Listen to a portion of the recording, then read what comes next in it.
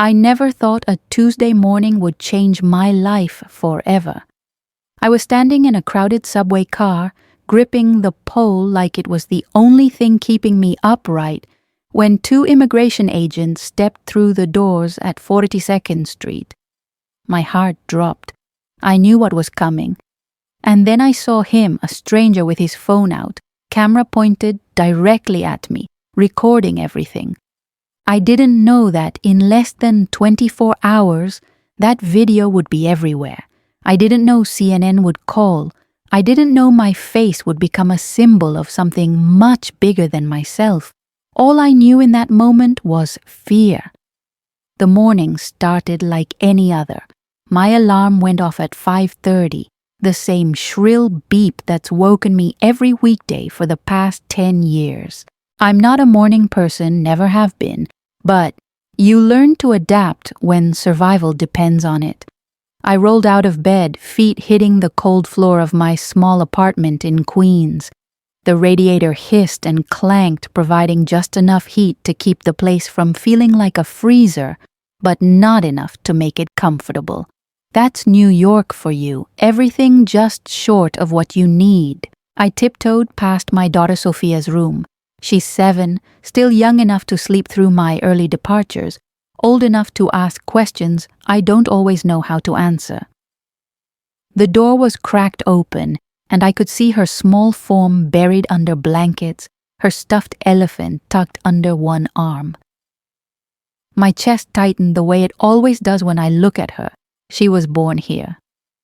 She's American in a way I'll never be, no matter how many years I live in this country, no matter how fluent my English becomes, no matter how many taxes I pay. In the kitchen, I made coffee, the cheap kind that comes in a red can, the kind my mother used to make back home in Guadalajara. The smell always brings me back, mornings in her kitchen, the sound of her singing softly while she stirred a pot of beans, the warmth of a place where I belonged without question. I shook the memory away. There's no use in dwelling on what you left behind. You move forward or you drown.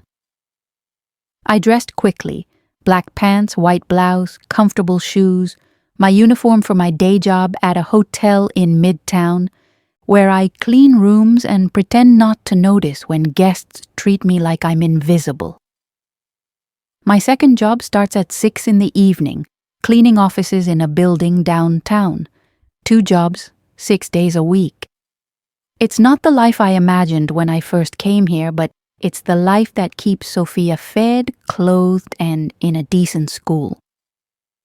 By 6:15, I was out the door, walking the 3 blocks to the subway station. The streets were already alive with movement, delivery trucks rumbling past, the smell of fresh bread from the corner bakery, a homeless man asleep in a doorway covered in flattened cardboard. I nodded to the woman who sells flowers on the corner, a fellow immigrant from somewhere in Central America. We don't speak much, but there's a solidarity in the nod, in the understanding that we're both surviving in a city that chews people up and spits them out. The subway platform was packed. It always is. Bodies pressed together, a mix of languages and smells, coffee, perfume, sweat, the metallic tang of the tracks below. When the train arrived, I squeezed into a middle car, found a spot near the center pole and held on.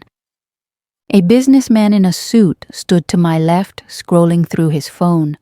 A young woman with headphones and purple hair stood to my right, eyes closed, lost in whatever music was playing.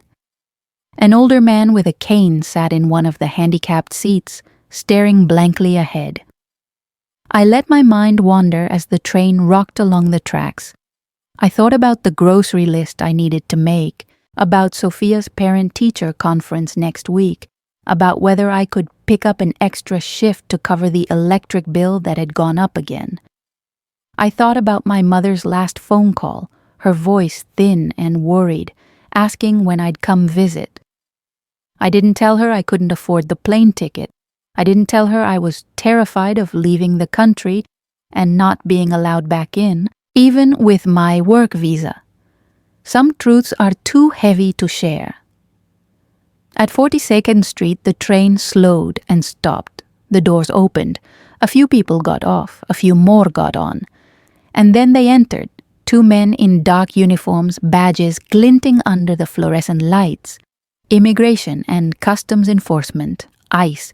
The letters might as well have been carved into my chest.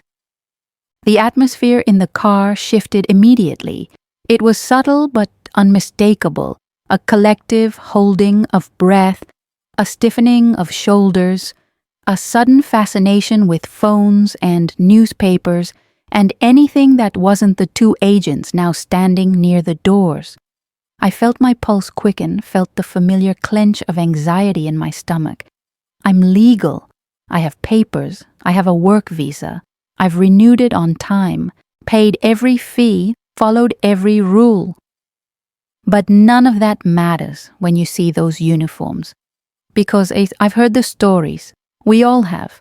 People detained for hours, days, sometimes deported despite having valid documentation. Mistakes happen, they say. Paperwork gets lost. And if you're brown, if you speak with an accent, if you look like you don't belong, well, mistakes happen more often. The agents started at the far end of the car, asking people for identification, for proof of citizenship or legal status. Most people complied quickly, eager to get it over with. A few seemed annoyed, but handed over driver's licenses or passports. I watched a young Asian man show his student ID from Columbia University. The agent barely glanced at it before moving on. I watched a white woman in yoga pants pull out her wallet, and the agent waved her off before she even opened it. Then they got closer to me. I could feel my hands starting to sweat. I shifted my purse from my shoulder to my hands, unzipping it slowly, carefully, trying not to look nervous, even though every part of me was screaming. My documents were in a plastic folder, my passport, my work visa, a letter from my employer. I kept them with me, always, a habit born from fear and caution. You never know when you'll need to prove you have a right to exist in the space you're occupying. That's when I noticed him. The man in the suit.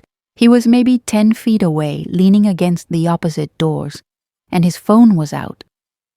At first, I thought he was just scrolling, doing what everyone does on the subway. But then I saw the angle, the way he was holding it, the way the camera was pointed, directly at me. He was recording. My breath caught. I stared at him, trying to understand, trying to signal with my eyes, "Please stop, don't do this." But he didn't stop. His face was calm, almost blank, like he was documenting something for a science experiment. Like I was a specimen, a subject, not a person. The agent reached me. "Identification," he said, not a question, a command. I handed over my documents with shaking hands. He took them, examined my passport, flipped through the pages with a slowness that felt intentional. His partner stood beside him, arms crossed, scanning the car like he was looking for someone to pounce on. "Where are you from?" the first agent asked. "Mexico," I said quietly. "What's your status?" "I have a work visa. It's there in the folder." He pulled it out, studied it. "What do you do?" "I clean hotel rooms and offices." "How long have you been here?"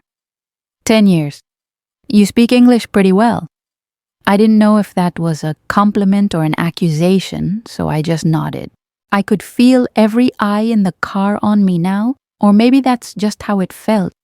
The weight of visibility. The shame of being singled out, inspected, questioned, as if my humanity was something that needed verification.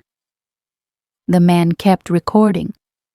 I glanced at him again, and this time our eyes met.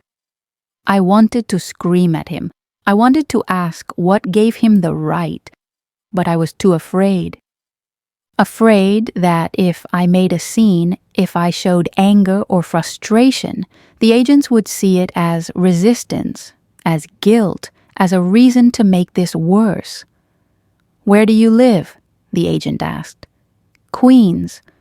Got proof of address?" I fumbled in my purse, pulled out a utility bill I'd stuck in there weeks ago and forgotten about. He looked at it, compared the name to my passport, then finally, after what felt like an eternity, handed everything back. "You're good," he said, his tone flat, almost bored. I shoved the documents back into my purse, hands still trembling.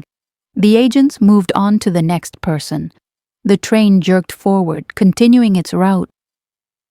And the man with the phone, he slipped it into his pocket, adjusted his tie, and got off at the next stop without a word. I stood there, gripping the pole so tightly my knuckles went white, trying to steady my breathing, trying to calm the storm inside my chest. Around me, the subway car returned to its normal rhythm, people scrolling, reading, staring into space, like nothing had happened, like I hadn't just been humiliated in front of dozens of strangers, like my dignity hadn't just been stripped away in broad daylight. When I finally got to work, I was 20 minutes late. My supervisor, a stern woman named Margaret who always smells like menthol cigarettes, gave me a look that said I'd hear about this later. I mumbled an apology and hurried to the supply closet, grabbing my cart and heading to the 5th floor to start my rounds. But I couldn't focus. My hands shook as I changed sheets, as I scrubbed toilets, as I vacuumed carpets. I kept replaying the scene in my head, the agents, the questions, the eyes of the other passengers, and most of all, that man, that stranger who had turned my fear into content, my humiliation into a video file on his phone. During my lunch break, I sat in the staff room with my co-worker, Maria, a woman from El Salvador who's been here even longer than I have. I told her what happened, my voice barely above a whisper, as if saying it out loud would make it more real. She shook her head, her expression a mix of sympathy and resignation.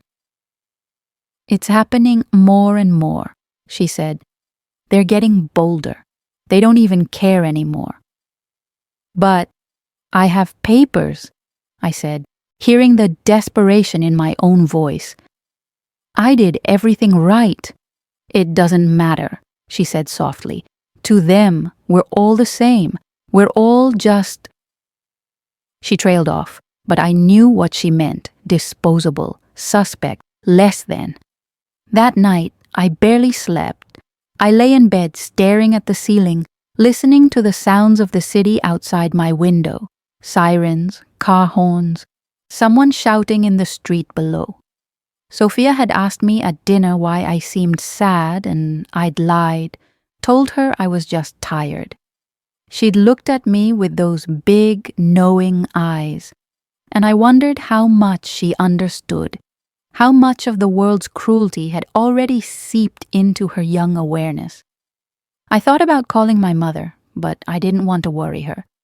I thought about calling a friend, but I didn't want to burden anyone with my problems, so I just lay there, alone with my thoughts, trying to convince myself that tomorrow would be better, that I could move on, that this was just one bad moment in a long string of days. I had no idea that the worst and the best was yet to come. The next morning, I woke up to the sound of my phone buzzing incessantly.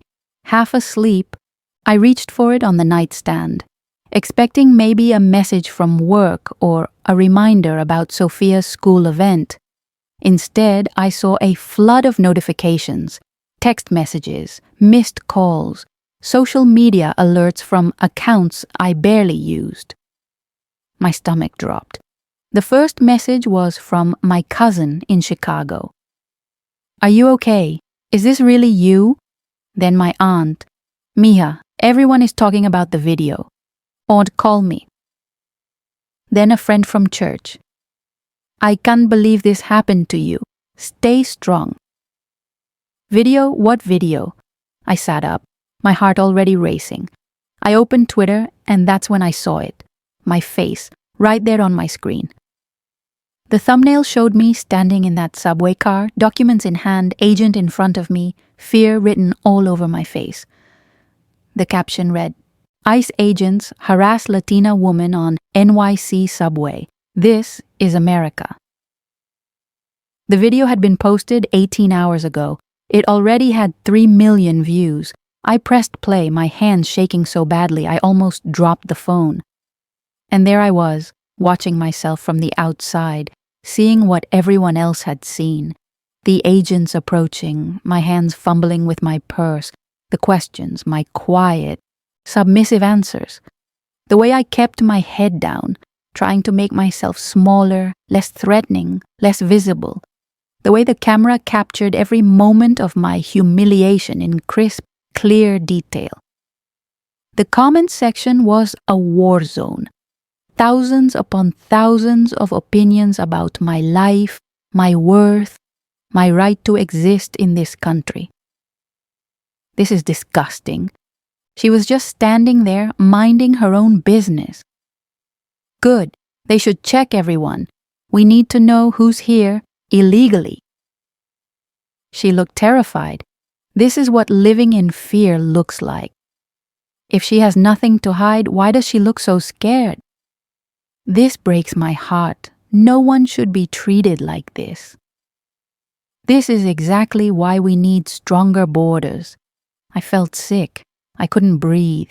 I dropped the phone and ran to the bathroom, barely making it before I threw up. When I finally looked at myself in the mirror, I saw a stranger, eyes red and swollen, face pale, lips trembling. This wasn't supposed to happen. I didn't ask for this. I didn't want this. Sophia knocked on the door. Mommy, are you okay? I splashed cold water on my face, forced myself to take deep breaths. I'm fine. Baby, just a little sick. Go get ready for school. But I wasn't fine. I was the furthest thing from fine. I called in sick to work, both jobs. Then I sat on the couch and started going through the notifications. News outlets were reaching out. BuzzFeed wanted to interview me. Univision had sent a message, and then, buried in the pile of alerts, I saw it. An email from CNN. Subject: Interview request. Subway immigration check. Video. My hands hovered over the screen. CNN. The actual CNN. They wanted to talk to me about the video, about what happened, about my life. I didn't know what to do. Part of me wanted to delete everything, throw my phone out the window, pretend none of this was happening. But another part of me, a part I didn't even know existed until that moment, felt something else. Anger. Not the hot, explosive kind, but the cold, crystallizing kind. The kind that sharpens your focus and hardens your resolve. For 10 years, I'd kept my head down. I'd worked jobs that paid less than minimum wage and said nothing. I'd been spoken to rudely, dismissed, ignored, and I'd swallowed it all because that's what you do when you're trying to survive, when you're trying to stay invisible enough to be safe, but visible enough to earn a living. But now, I wasn't invisible. The video had made sure of that. My face was out there. My fear was out there. And people were talking about me, about my life, my rights, my humanity, as if I weren't real, as if I were just a talking point in someone else's political argument. I opened the email from CNN and read it carefully. They wanted to tell my story. They wanted to give me a platform to speak, to explain what it felt like to be me in that subway car. Before I could second-guess myself, I called the number at the bottom of the email. A producer answered, her voice professional but kind. She explained that they wanted to interview me that evening. that it would be a short segment, maybe 5 to 7 minutes, that I could tell my side of the story in my own words. "Can I think about it?" I asked. "Of course," she said, "but we'd need to know soon. This story is moving fast." I hung up and sat there in the silence of my apartment. Sophia was getting ready for school in her room, singing some song she'd learned from a YouTube video. Outside, the city hummed with its usual chaos, and somewhere out there, millions of people were watching me, judging me, debating me. I thought about my mother, about how she'd raised me to be humble, to be quiet, to not make waves. I thought about how many times I'd followed that advice, how many times it had kept me safe, but also kept me small. Then I thought about Sophia, about the world she was growing up in, about the questions she'd start asking soon, questions about who she was, where she came from, whether she belonged. I thought about what I wanted to teach her. Did I want to teach her to hide, to shrink, to accept humiliation as the price of existence? Or did I want to teach her to speak, to stand, to refuse? I called the producer back. "I'll do it," I said. That evening, I stood outside the CNN building in Midtown, staring up at the glass and steel, feeling like I was about to walk into a different dimension. A production assistant met me in the lobby, a young woman with a clipboard and a kind smile. She led me through security, up an elevator, down a hallway lined with photos of famous journalists and historic news moments. We entered a small studio. It was surprisingly cramped, cameras on tripods, lights positioned at odd angles, cables snaking across the floor. A woman in her 40s with perfectly styled hair and a navy blazer stood up from a chair and extended her hand. "I'm Jessica," she said. "Thank you so much for coming. I know this must be difficult." I shook her hand, my palm sweaty. "I've never done anything like this before." "You'll be great," she said. "Just talk to me like we're having a conversation. Forget the cameras." Easy for her to say. They clipped a tiny microphone to my collar, had me sit in a chair across from Jessica, adjusted the lights until my face looked less like a ghost and more like a human being. Someone counted down, 3, 2, 1, and then the red light on the camera blinked on. Jessica started with softball questions. How long had I lived in the US? What kind of work did I do? Did I have family here? I answered, my voice shaky at first, but growing steadier as I went on. Then she got to the heart of it. "Can you describe what happened on that subway?" I took a deep breath. And then I told her about the fear that gripped me the moment those agents stepped onto the train. I told her about the questions, the way they made me feel like a criminal, even though I'd done nothing wrong. I told her about the other passengers who looked away, who pretended I didn't exist. And I told her about the man who recorded it all, who turned my pain into a spectacle. "How did it make you feel?" Jessica asked, "knowing that someone was filming you during one of the most vulnerable moments of your life?" I paused, choosing my words carefully. At first, I felt violated, like my dignity was being stolen twice, once by the agents who treated me like I didn't belong, and once by the person who turned me into a video. But now, I hesitated. Now I think maybe it needed to be seen, because this happens every day to people like me. And most of the time, no one sees it. No one cares. Maybe this video makes people care. Jessica leaned forward slightly. "What do you want people to understand about your experience?" This was it, the moment I could speak, really speak. I looked directly into the camera, imagining all the people who would watch this, the ones who supported me, the ones who hated me, the ones who didn't know what to think. I want people to understand that I'm not a statistic, I said. I'm not an illegal. I'm not a problem to be solved. I'm a mother, I'm a worker, I pay taxes, I follow the rules, I contribute to this country. But every single day, I live in fear. Fear that I'll be stopped, questioned, detained. Fear that I'll be separated from my daughter. Fear that no matter how hard I try, I'll never be seen as fully human. And that fear, it's exhausting, it's dehumanizing, and it's wrong. My voice cracked on the last word, and I felt tears prickling at the corners of my eyes. I didn't want to cry on camera, didn't want to give anyone the satisfaction of seeing me break, but the tears came anyway, and I didn't stop them. Jessica's expression softened. "Thank you," she said quietly. "Thank you for sharing your story." The red light blinked off. Someone unclipped my microphone. Jessica stood up and hugged me, which surprised me. "You did beautifully," she whispered. "You're incredibly brave." I didn't feel brave.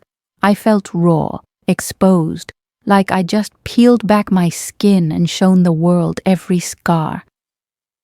The interview aired 2 hours later. I watched it at home with Sophia asleep in her room, my hands clenched in my lap, barely able to look at myself on the screen. But I forced myself to watch, to see what millions of others were seeing. And the reaction was immediate. My phone started buzzing again, but this time the messages were different. People I hadn't spoken to in years reached out to say they were proud of me. Strangers sent messages of support. Immigrant advocacy groups shared the clip. Politicians started tweeting about it, some praising me, others using my story to push their own agendas.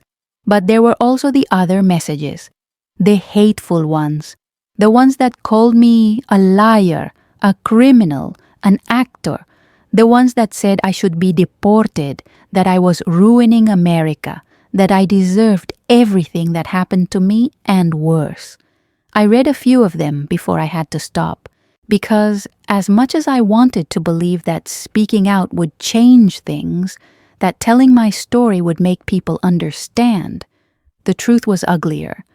The truth was that no matter what I said, no matter how vulnerable I made myself, some people would never see me as human, and that hurt more than anything the agents had done to me. But then something unexpected happened. I got a call from an organization called the Immigrant Defense Coalition. They wanted me to speak at a rally they were organizing in downtown Manhattan. They wanted me to share my story with a live audience, to be part of a larger movement demanding justice and dignity for immigrants. At first I said no, I'd already put myself out there enough. I'd already taken more risk than I ever thought I would, but they were persistent, and eventually they wore me down. Or maybe I wore myself down because deep inside I knew that if I stopped now, if I retreated back into invisibility, then nothing would change. The video would fade. People would move on. And the next person stopped on the subway would suffer the same humiliation, the same fear, with no one to witness it. So I said yes. If you're still watching, I want to ask you something. If you'd been on that subway, what would you have done? Would you have looked away like everyone else, or would you have said something? Leave a comment and let me know. And if this story means something to you, please subscribe to this channel, because what happened next changed everything, and you're going to want to hear it. The rally was scheduled for a Saturday afternoon in Foley Square, right outside the courthouse. When I arrived, I was overwhelmed by the sheer number of people. Hundreds, maybe thousands, holding signs, chanting, filling the air with a kind of electric energy I'd never felt before, signs that read, "No human is illegal," and "Immigrants are welcome here," and "Stop the raids." People of all ages, all backgrounds, all coming together around a shared belief that what was happening, what had happened to me, was wrong. A woman from the Immigrant Defense Coalition met me at the edge of the crowd. Her name was Carmen, and she had the kind of fierce kindness that made you trust her immediately. She guided me through the sea of people, past news cameras and reporters, up onto a small stage that had been erected in front of the courthouse steps. "You're going to do great," she said, squeezing my hand. "Just speak from the heart." My heart was racing. I'd never spoken in front of a crowd like this. I'd barely spoken at all for most of my life, but then I looked out at the faces staring up at me. Faces that looked like mine, faces that had stories like mine, faces that were waiting for someone to say what they'd all been thinking but were too afraid to say out loud. Someone handed me a microphone. The crowd quieted, and I began to speak. "My name is Elena," I said, my voice trembling but audible. "And 10 days ago I was stopped on a subway and asked to prove that I belonged in this country." A murmur rippled through the crowd. Some people nodded. Others raised their fists in solidarity. "I've lived here for 10 years, I continued. "I work 2 jobs. I pay taxes. I have a daughter who was born here. I've done everything I was supposed to do. But none of that mattered when those agents looked at me. All they saw was someone who didn't belong, someone who needed to be questioned, someone who needed to prove their humanity." My voice grew stronger. "And I'm tired. I'm tired of living in fear. I'm tired of being treated like a criminal for existing. I'm tired of watching my daughter grow up in a country that tells her she's American but treats her mother like she's disposable." The crowd erupted in applause.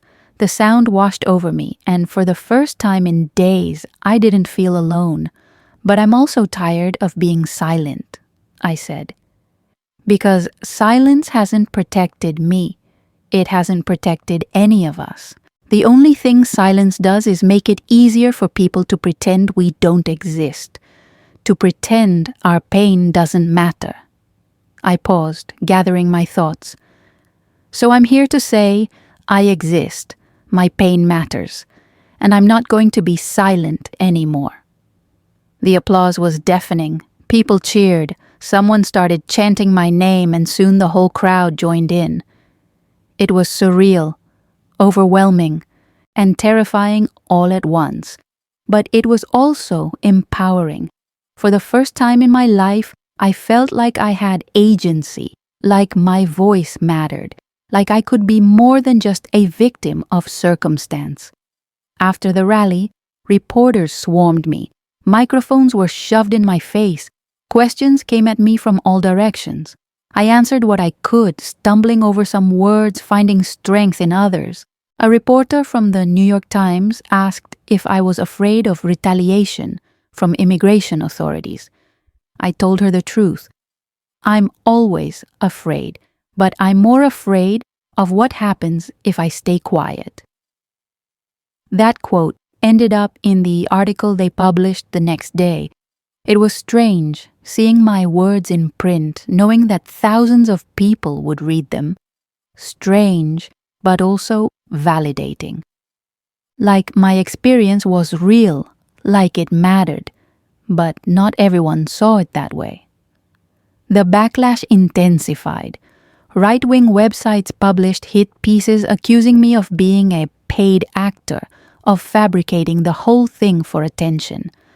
Anonymous accounts on social media dug into my life, posting photos of my apartment building, my daughter's school. I started getting death threats, messages telling me to go back to where I came from, messages that described in graphic detail what they wanted to do to me. I reported them to the police, who told me there wasn't much they could do unless someone made a direct, credible threat. I installed extra locks on my door. I stopped taking the subway for a while, started paying for Ubers I couldn't afford. I kept Sophia close, walked her to and from school every day, my eyes scanning every face, every car, every shadow. The fear that had lived in my chest since the day I arrived in this country, the fear I'd tried so hard to manage, to contain, now consumed me. I couldn't sleep. I couldn't eat. I jumped at every sound. And then my phone rang. It was Margaret, my supervisor at the hotel. "Elena," she said, her voice stiff. "We need to talk." I knew what was coming. I could hear it in her tone. "I'm sorry," she said, though she didn't sound sorry at all. "But we're going to have to let you go." "What? Why?" "It's just, with everything that's been happening, the attention you've been getting, it's creating problems. Guests have complained. Corporate is concerned. We just think it's best if we part ways." "But I haven't done anything wrong," I said, my voice rising. "I've been working here for 5 years. I've never missed a shift. I've never—" "It's not personal," she interrupted. "It's just business." She hung up before I could say anything else. I stood there, phone still pressed to my ear, listening to the dial tone, feeling like the floor had just dropped out from under me. I lost my job because I spoke out, because I refused to be invisible, because I dared to say that I deserved to be treated with dignity. I wanted to scream. I wanted to cry. I wanted to call them back and beg for my job back, to promise I'd be quiet, that I'd disappear, that I'd never cause problems again. But I didn't, because even in that moment, even with panic clawing at my chest, I knew that going back wasn't an option. I'd crossed a line. I'd stepped into the light. And there was no going back into the shadows. The next few weeks were some of the hardest of my life. I applied for new jobs, but no one wanted to hire me. My face was too recognizable. My name brought up too many search results. I was toxic, a liability, a walking PR nightmare. My savings dwindled. I started missing rent payments. I borrowed money from friends, from my church, from anyone who would help. But in the midst of all that chaos, something else started happening. Organizations reached out. A nonprofit that provided legal aid to immigrants offered me a job as a community outreach coordinator. It didn't pay much, but it was something. They wanted someone who understood the immigrant experience, someone who could connect with people who were scared, who were suffering, who needed help, someone like me.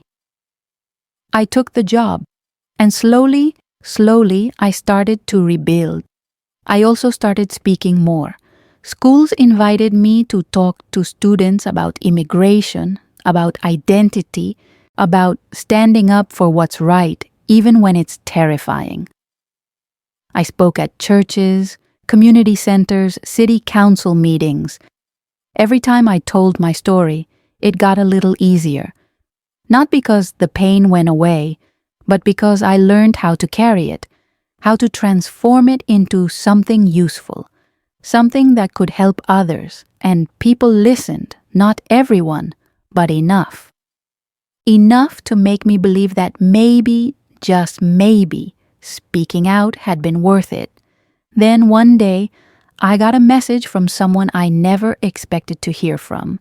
It was short, just a few lines, sent through a private Instagram account with no profile picture. "I'm the one who recorded the video. I'm sorry I didn't ask your permission, but I'm not sorry I shared it. People needed to see what you went through. I hope you understand." I stared at the message for a long time. Part of me was angry. He'd violated my privacy. He'd turned my trauma into content without my consent. But another part of me, the part that had seen what the video had done, the conversations it had started, the awareness it had raised, understood. I didn't respond. I didn't know what to say. Instead, I saved the message and moved on. Months passed. The video eventually stopped trending. My 15 minutes of viral fame faded, as all things do in the endless churn of the internet. But the impact didn't fade. I kept working, kept speaking, kept fighting. Sophia started asking questions. She'd seen some of the news coverage, heard kids at school talking. One night, she climbed into my lap and looked up at me with those big, serious eyes.